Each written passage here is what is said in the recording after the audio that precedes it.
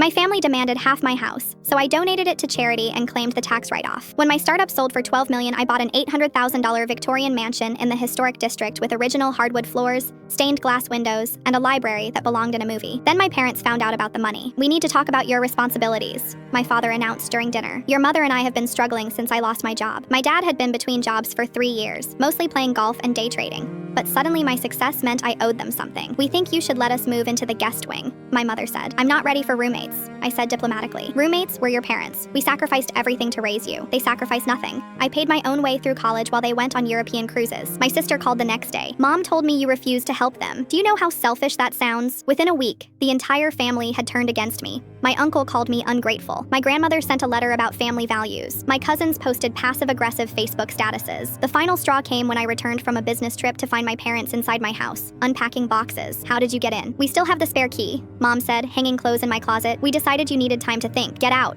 Right now. We're not going anywhere," Mom said firmly. "This house is too big for one person." They actually believed they had a right to my property because they'd raised me. I called the police. They removed my parents, but not quietly. The next morning, my house had been vandalized. Paint on the windows, selfish brats spray painted on my garage, and my garden destroyed. Security cameras caught everything. My sister, her husband, and 2 cousins destroying my property at 2 a.m. That's when I made my decision. I called my lawyer. "I want to donate my house to charity." The legal process took 6 weeks. During that time, my family kept calling, begging me to work things out. The day the transfer went through, I sent a group text. "Since you all felt my house was too much for one person, I donated it to people who actually need housing. The $800,000 tax write-off will come in handy." My phone exploded with angry calls. "You can't do this!" my mother screamed. "That house was our retirement plan." "Your retirement plan?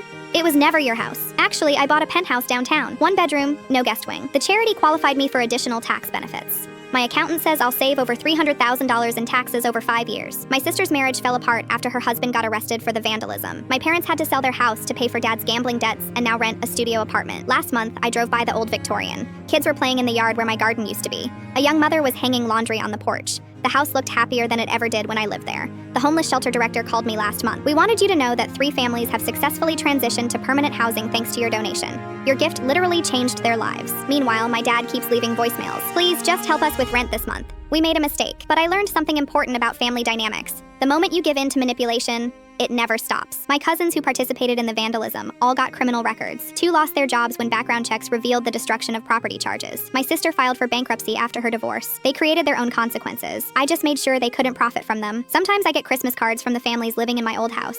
Pictures of kids opening presents under the same stained glass windows where my parents once planned their retirement. Those cards are worth more than any family reconciliation could ever be. Turns out the best way to deal with greedy family isn't to give them what they want. It's to give it to people who actually deserve it.